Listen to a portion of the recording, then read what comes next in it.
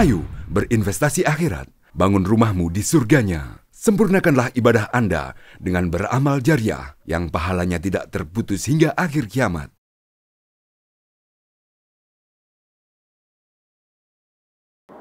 Bismillah, Assalamualaikum warahmatullahi wabarakatuh.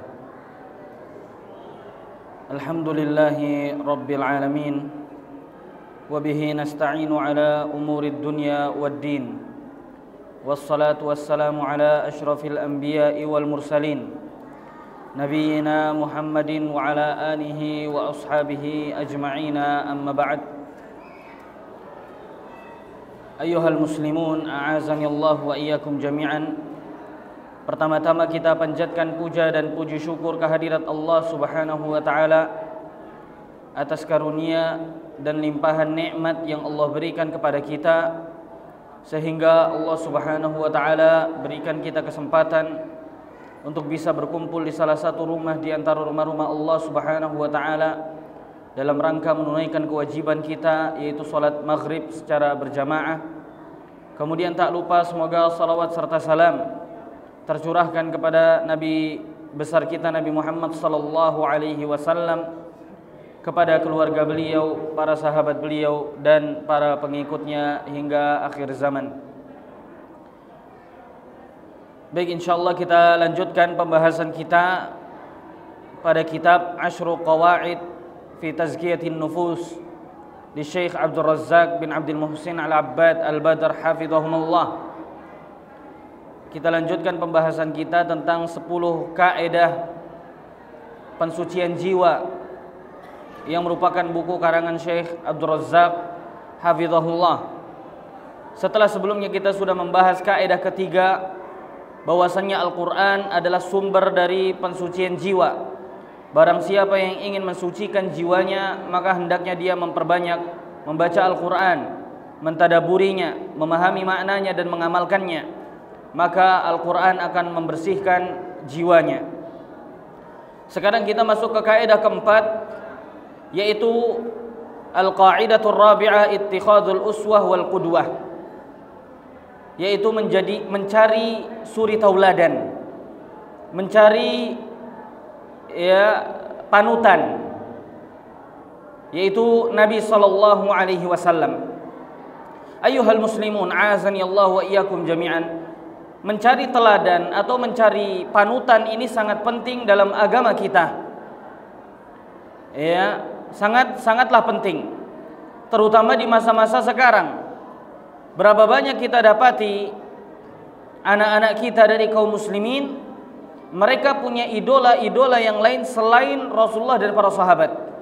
Bahkan kalau mereka ditanya tentang para sahabat Rasul, maka sedikit pengetahuan mereka tentang para sahabat Rasul. Bahkan yang diidolakan mungkin lebih banyak ke aktor-aktor barat atau pemain film. Makanya penting bagi kita untuk mencari panutan atau menanamkan panutan. Siapa sebenarnya idola yang harus kita ikuti?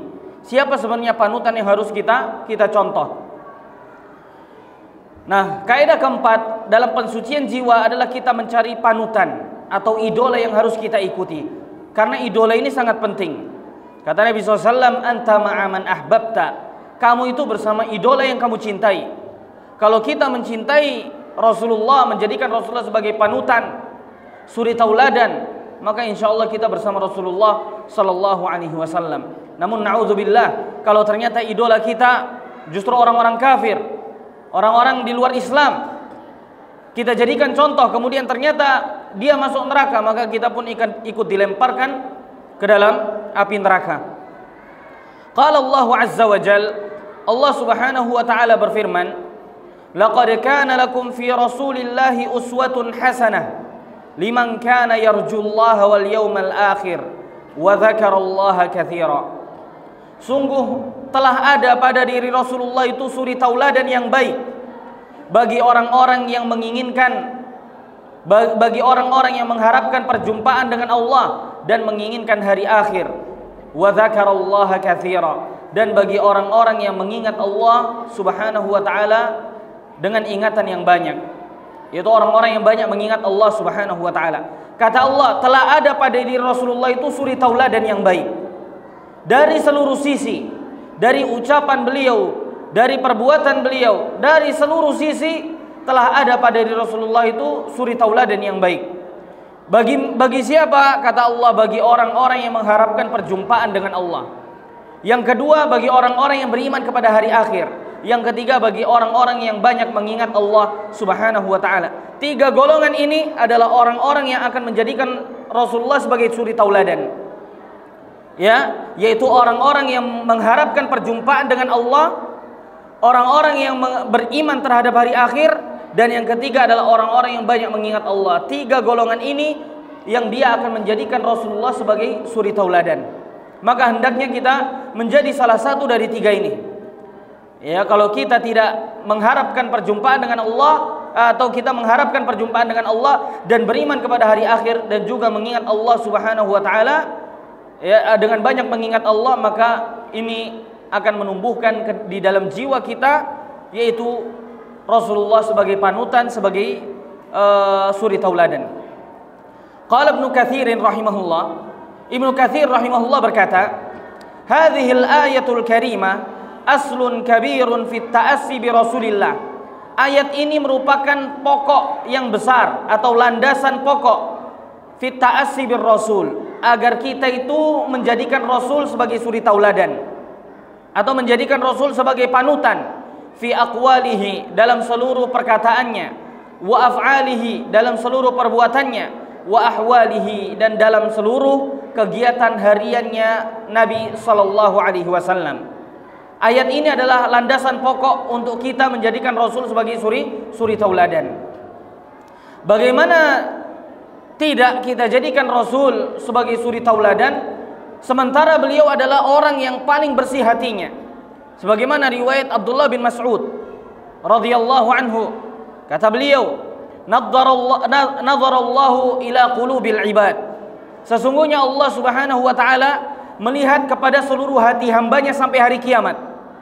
Fawajada qalba Muhammadin khaira qulubil ibadi quluba. Kemudian Allah mendapati hati dari seluruh hambanya yang paling bersih adalah hatinya Nabi Muhammad sallallahu alaihi wasallam.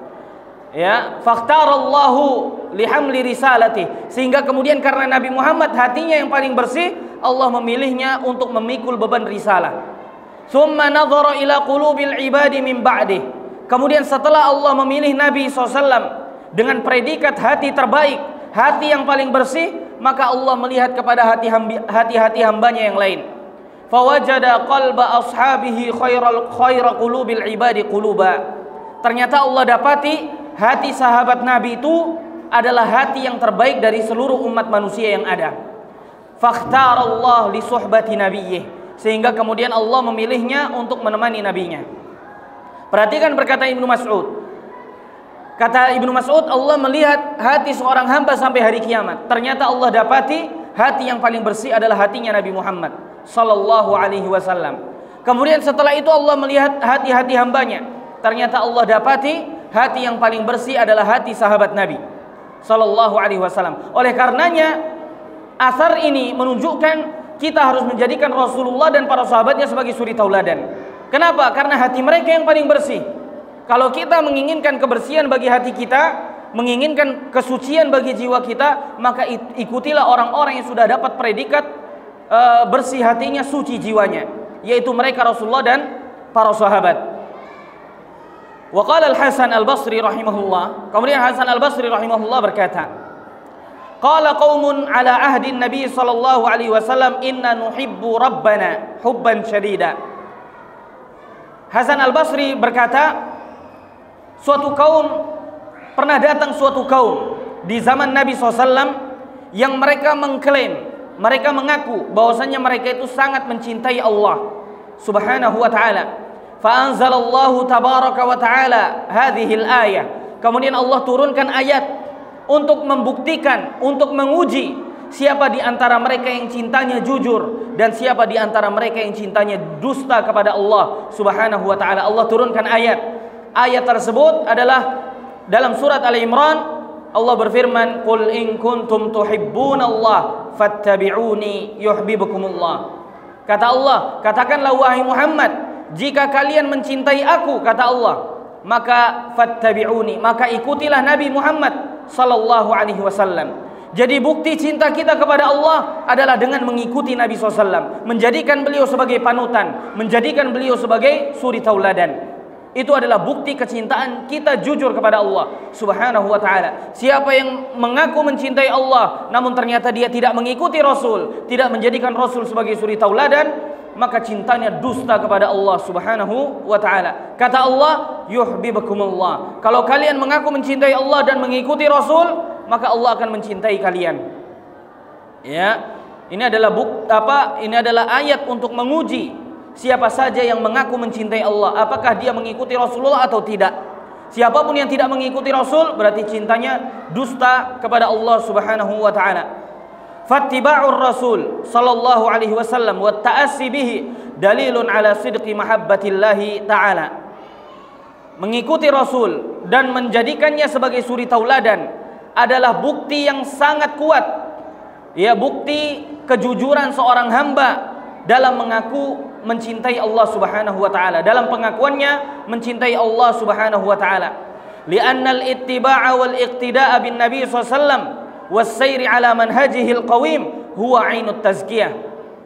Karena barang siapa yang mengikuti Rasul dan mencontoh beliau, menjadikan beliau suri tauladan serta berjalan di atas jalannya Rasul, menempuh jalan hidupnya, menempuh tata cara Rasul dalam beragama, merupakan sumber dari pensucian jiwa. Ya, jadi sumber dalam pensucian jiwa adalah kita mengikuti Rasul, ya, menjadikan beliau suri tauladan, kemudian kita berusaha berjalan di atas jalannya Rasul. Maka itu adalah sumber dari kesucian jiwa, sumber dari penyucian jiwa. Wala yumkinul wusulu ilaiha bighairi ma jaa bihi Rasul sallallahu alaihi wasallam. Karena kita tidak mungkin mewujudkan yang namanya pensucian jiwa kecuali melalui jalan yang dibawa oleh Rasul sallallahu alaihi wasallam. Ayyuhal muslimun, azani Allah wa iyyakum jami'an. Jalan menuju Allah Subhanahu wa ta'ala itu hanya satu. Seluruh jalan menuju Allah sudah ditutup hanya dibuka melalui satu jalur, yaitu jalannya Rasulullah sallallahu alaihi wasallam. Maka siapapun yang mengikuti jalannya Rasulullah, maka dia akan sampai ke dalam surga dengan keadaan selamat. Tapi barang siapa yang mengikuti selain jalannya Rasul, maka dia akan melenceng, dia akan jauh, dia akan tersesat dengan sejauh-jauhnya. Ya. Dan kita tidak mungkin sampai kepada surga Allah kecuali melalui jalannya Rasul sallallahu alaihi wasallam. Oleh karenanya barang siapa yang menginginkan kesucian bagi jiwanya, maka hendaknya dia menapaki jalannya Rasulullah sallallahu alaihi wasallam. Kemudian beliau menyebutkan wa yuhditsu a'immatud dhalal. Sekarang ini banyak para pembesar kesesatan yang mereka membuat tata cara beragama yang baru dan yang aneh-aneh. Fi kulli zamanin, bahkan di setiap zaman ada yang melakukan hal tersebut. Turuqan munkarah, beberapa di antara mereka bahkan menciptakan jalan-jalan yang mungkar. Yudda'a fiha annaha tuzakkin nufus. Sebagian dari mereka mengklaim bahwasanya jalan yang mereka buat, jalan yang mereka ajarkan itu adalah jalan-jalan untuk mensucikan jiwa manusia. Wa tuhadzibul qulub, bahkan jalan-jalan tersebut akan dapat membersihkan dan menjernihkan hati. Wa tuqawwis silata billah, bahkan akan menguatkan hubungannya dengan Allah Subhanahu wa ta'ala. Ila ghairi dzalika mimma yuqal, dan juga yang lainnya yang mereka klaim, yang mereka ucapkan. Wa yusuna bil inqita' 'anil jama'at wal khalwa fi amakina mudlimah. Bahkan sebagian dari mereka memberi wejangan, memberi nasihat agar kaum muslimin itu mereka memisahkan dari jamaah. Kemudian mereka menyendiri di suatu tempat, di tempat-tempat yang gelap. Wa tardadu azkarun khassah. Kemudian mereka disuruh mengulang-ulang zikir-zikir khusus yang tidak pernah diajarkan Rasul. Wa alfazin muayyanah, dan juga untuk mengulangi lafaz-lafaz yang ditentukan. Yuz'amu annaha tuzakki wa tuhadzibu wa turabbin nufus. Yang mereka klaim bahwasanya cara-cara seperti itu dapat mensucikan jiwanya, dapat membersihkan jiwanya. Ila ghairi dzalika min da'awa al-batilah, dan juga klaim-klaim yang lainnya. Sekarang berapa banyak kita dapati hal-hal semacam ini? Ya, agama Islam sudah sempurna, namun mereka berusaha mendatangkan hal-hal baru yang tidak pernah diajarkan Rasul. Kemudian mereka klaim bahwasanya hal-hal yang baru ini bisa mensucikan jiwa mereka. Ya, maka ini adalah klaim yang batil, klaim yang dusta. Karena siapapun yang mengaku mencintai Allah, maka harus mengikuti Rasul dari segala sisi. Yaqulul 'Allama Ibnu Qayyim rahimahullah berkata, tazkiyatun nufus as'abu min ilajil abdani wa asyad. Mensucikan jiwa itu lebih susah dan lebih berat daripada mengobati penyakit yang ada pada badan. Faman zakka nafsahu birriyadah wal mujahada wal khalwah allati lam yaji biha ar-rusul huwa kal marid alladhi yu'aliju nafsahu bi ra'yih. Orang-orang yang mensucikan jiwanya dengan latihan-latihan rohani tertentu, ya, atau bersungguh-sungguh dalam melakukan zikir-zikir tertentu atau menyendiri di tempat-tempat tertentu yang tidak pernah diajarkan Rasul, maka dia itu seperti orang yang sakit yang hendak mengobati dirinya sendiri melalui pendapatnya. Wa aina yaqa'u ra'yuhu min ma'rifatit tabib. Dan di mana pendapatnya terhadap pengetahuan dokter. Jadi Ibnu Qayyim menyebutkan, orang yang hendak mensucikan jiwanya dengan cara-cara selain yang diajarkan Rasul, maka dia itu seperti orang yang ingin mengobati dirinya ketika dia sakit, padahal dia bukan dokter. Maka tentunya orang seperti ini tidak bisa menyembuhkan jiwanya. Kita kalau sakit, kita datang ke dokter. Kenapa? Karena kita tidak tahu bagaimana cara menganalisa, mendiagnosa penyakit. Kita datang ke dokter karena dokter yang lebih tahu, yang bisa mendiagnosa suatu penyakit dan kemudian memberikan obatnya sesuai dengan takaran. Tapi kalau kita kemudian merasa sakit, kemudian kita merasa menjadi dokter, kita merasa kita mampu mengobati diri kita, maka kita akan binasa. Demikianlah keadaannya orang-orang yang berusaha mensucikan jiwanya melalui selain jalannya Rasul sallallahu alaihi wasallam. Farrusul atibbaul qulub. Para rasul adalah dokternya hati. Mereka adalah orang yang paling mampu untuk membersihkan hati-hati. Ya, mereka adalah orang yang paling tahu bagaimana cara-cara untuk membersihkan hati. Fala sabila ila tazkiyatiha wa silahiha illa min tariqihim. Maka tidak ada jalan untuk mensucikan jiwa dan juga tidak ada jalan untuk memperbaiki jiwa kecuali melalui jalannya Rasul. Wa ala aidihim, melalui arahannya para Rasul. Wa bimahdal inqiyad wa taslim, dengan semata-mata tunduk dan menerima ajaran Rasul sallallahu alaihi wasallam. Wallahul musta'an, dan Allah lah sebaik-baik tempat meminta pertolongan.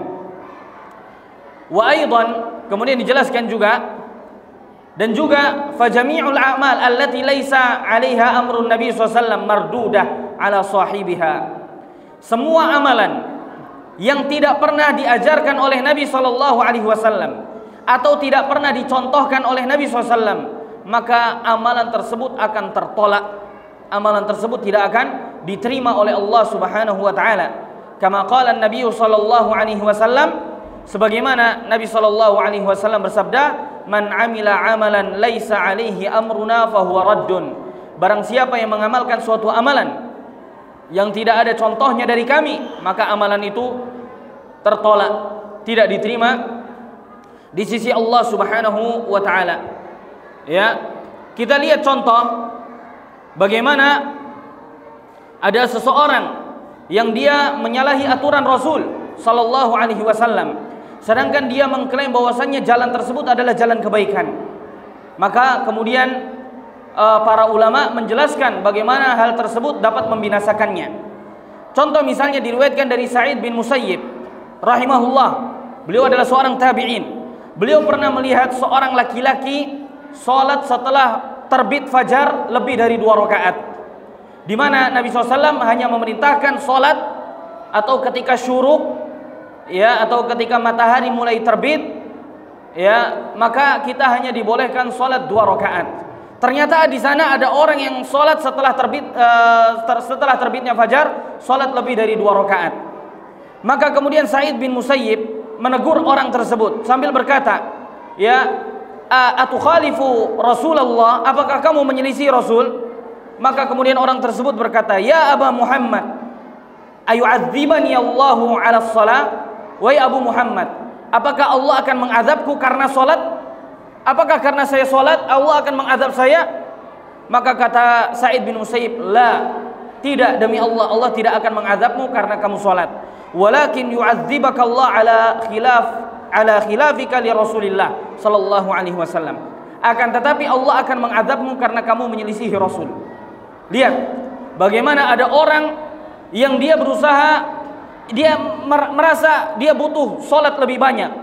Dia menganggap itu adalah kebaikan. Salat lebih dari 2 rakaat, padahal Rasulullah hanya memerintahkan 2 rakaat. Dia salat lebih dari 2 rakaat, salat syuruk. Maka kemudian dia bertanya, wahai Sa'id, apakah saya akan diazab karena saya salat? Maka kata Sa'id, tidak, Allah tidak akan mengazabmu karena kamu salat, tapi Allah akan mengazabmu karena kamu menyelisih perintah Rasul. Kemudian beliau membaca firman Allah dalam surat An-Nur ayat 63, "Falyahdharil ladzina yukhalifuna an amrihi an tusibahum fitnah aw yusibahum adzabun alim." Maka hendaknya orang-orang yang menyelisih perintah Rasul itu takut kalau dia ditimpa fitnah atau ditimpa azab yang pedih. Kemudian diriwayatkan juga dari Sufyan bin Uyainah bahwasanya beliau pernah mendengar guru beliau Imam Malik rahimahullah. Beliau pernah didatangi oleh seseorang. Dia berkata, wahai Imam, dari mana engkau mulai berihram? Kata beliau, kata Imam Malik, dari Zulhulaifah atau sekarang namanya Bir Ali, dari tempat Rasulullah SAW mulai berihram. Maka kata orang tersebut, wahai Imam, saya ingin memulainya dari masjid, dari samping kuburan Rasul Sallallahu Alaihi Wasallam. Maka kata Imam Malik, jangan engkau lakukan, aku khawatir engkau akan tertimpa fitnah. Kata Imam Malik. Maka kemudian laki-laki tersebut berkata, fitnah apa yang akan menimpaku? Kata Imam Malik, aku hanya menambahkan beberapa mil dari tempat ihram. Aku tidak menambahkan banyak. Dan aku menambahkan ini agar aku mendapatkan kebaikan lebih banyak.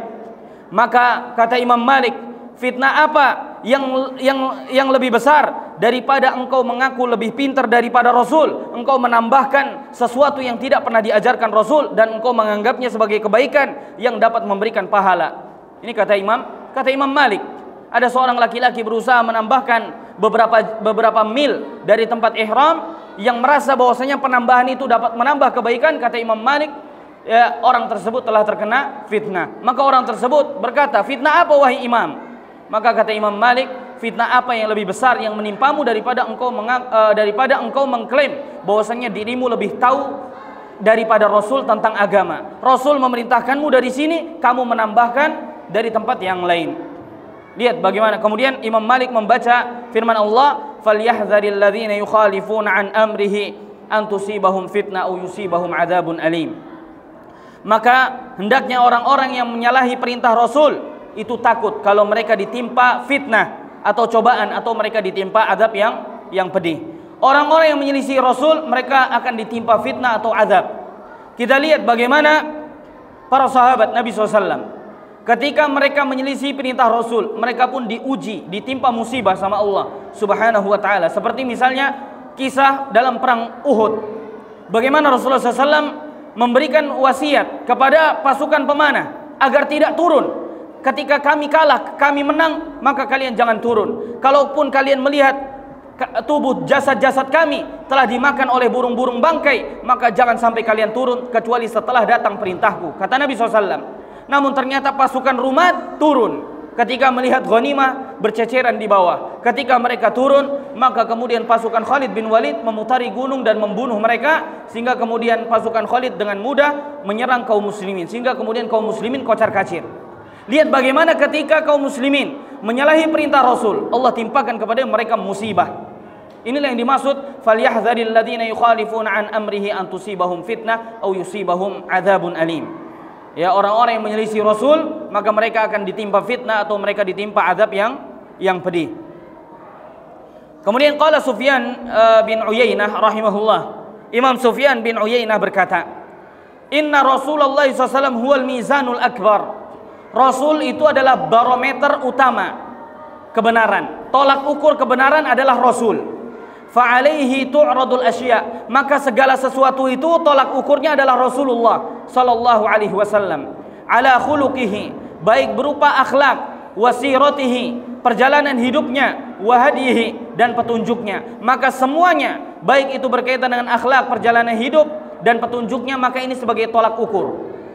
Faman wafaqaha fahuwal haq, siapa yang perilakunya, tutur katanya, akhlaknya, dan perjalanan hidupnya sesuai dengan perjalanan hidup Rasul, maka dialah orang-orang yang berada di atas kebenaran. Wa man khalafaha fahuwal batil, siapa yang menyelisihi Rasul, maka dialah yang berada di atas kebatilan. Jadi patokan atau barometer utama adalah Rasul. Ketika suatu amalan dilakukan manusia ternyata tidak pernah dilakukan Rasul, maka amalan tersebut adalah amalan yang batil, amalan yang tidak dibenarkan dalam syariat. Sedangkan kalau amalan yang dilakukan ternyata ada contohnya dari Rasul sallallahu alaihi wasallam, maka itulah kebenaran. Ini kata Imam Sufyan Ats-Tsauri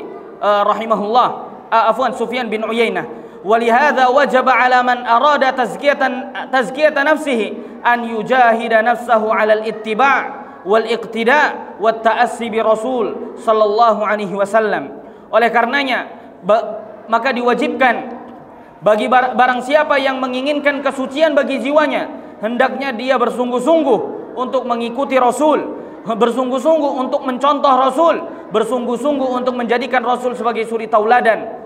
Wal hazru minal muhdatsat wal mukhtara'at, dan berhati-hati terhadap sesuatu yang baru di dalam agama, dan juga tata cara ibadah yang baru, dan juga jalan-jalan yang tidak pernah diajarkan oleh Rasul sallallahu alaihi wasallam, yang diklaim oleh sebagian orang bahwasanya jalan-jalan tersebut dapat mensucikan jiwa, dapat membersihkan jiwa-jiwa seseorang. Oleh karenanya, ayyuhal muslimun azani Allah wa iyyakum jami'an, ini harus kita perhatikan. Kita harus memperhatikan hal ini. Ketika kita melakukan suatu ibadah, satu amalan di dalam ajaran Islam, maka hendaknya tolak ukur kita adalah Rasul sallallahu alaihi wasallam. Karena kalau sudah sesuai dengan Rasul, maka lakukanlah. Kenapa? Karena ini adalah kebenaran. Namun ketika kita melakukan suatu amalan, ternyata itu tidak pernah dilakukan Rasul sallallahu alaihi wasallam, maka tinggalkanlah. Atau tidak ada satupun dari ulama salaf yang mengatakan hal tersebut adalah ibadah, maka tinggalkanlah. Karena itu adalah kebatilan. Oleh karenanya Rasul adalah sebagai tolak ukur kebenaran. Ini kalau kita betul-betul menjadikan Rasul sebagai suri tauladan. Karena jangan sampai kita menjadi orang-orang yang kemudian di hari kiamat binasa karena hal tersebut. Sebagaimana dalam hadis Nabi SAW menjelaskan tentang umatnya, bagaimana umatnya, ada sebagian dari umatnya yang diusir dari telaga Nabi SAW. Maka kemudian Rasulullah SAW berkata, Ya Rabb ummati ummati, wahai Rabbku, mereka adalah umatku, mereka adalah umatku. Maka kata Allah Subhanahu wa taala, ya Muhammad, innaka la tadri ma ahdatsu ba'dak. Wahai Muhammad, engkau tidak tahu apa yang dilakukan mereka setelah engkau wafat. Mereka melakukan sesuatu, mereka menambahkan sesuatu yang baru dalam ajaran agamamu yang telah sempurna, yang telah Allah sempurnakan. Maka orang tersebut kemudian apa dampaknya? Dia diusir dari telaga Nabi sallallahu alaihi wasallam, wal iyadu billah. Dan kita tidak ingin kalau kita sampai diusir dari telaga Nabi SAW. Kemudian yang kedua, di antara kebinasaan ketika kita menyelisih Rasul di hari kiamat adalah wajah kita dibuat menghitam oleh Allah Subhanahu wa taala pada hari kiamat. Allah Subhanahu wa taala berfirman, "Wa ammal ladzina biyaddat wujuhum." Allah Subhanahu wa taala berfirman, "Yauma tabyaddu wujuhu wa taswaddu wujuh."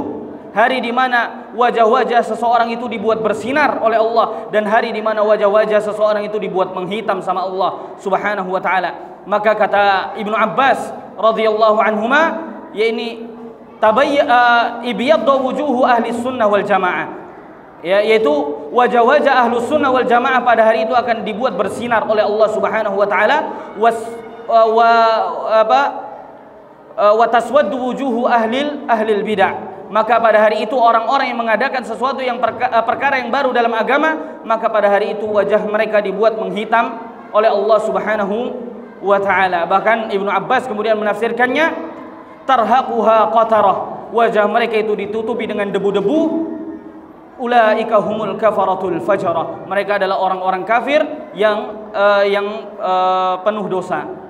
Jadi ini adalah dua ancaman dari Allah Subhanahu wa taala, bahwasanya orang yang menyelisih jalannya Rasul maka dia akan diusir dari telaga Nabi. Yang kedua, wajahnya akan dibuat menghitam pada hari kiamat. Wal'iyadzubillah. Oleh karenanya perlu kita mempelajari tentang sunnah-sunnah Nabi SAW. Kita perlu mempelajari tentang sirah-sirah Nabi SAW, sehingga kita bisa menjadikan Rasul itu sebagai barometer utama, sebagai tolak ukur dalam seluruh kehidupan kita. Karena kalau kita tidak mengetahui tentang sejarah Rasul dan juga kita tidak mengetahui tentang sunnah-sunnah Rasul, maka bagaimana kemudian kita bisa menjadikan Rasul sebagai barometer utama atau sebagai tolak ukur dalam kebenaran. Wallahu a'lam. Demikianlah pertemuan kita pada malam hari ini. Kita cukupkan dengan doa kafaratul majlis. Subhanakallahumma wa bihamdika asyhadu an la ilaha illa anta astaghfiruka wa atubu ilaik. Tsumma assalamu alaikum warahmatullahi wabarakatuh. Ayo dukung media dakwah Masjid Agung Al-Akbar dengan ikut berdonasi pengadaan alat multimedia dan operasional dakwah. Usia boleh terputus, pahala jariah mengalir terus.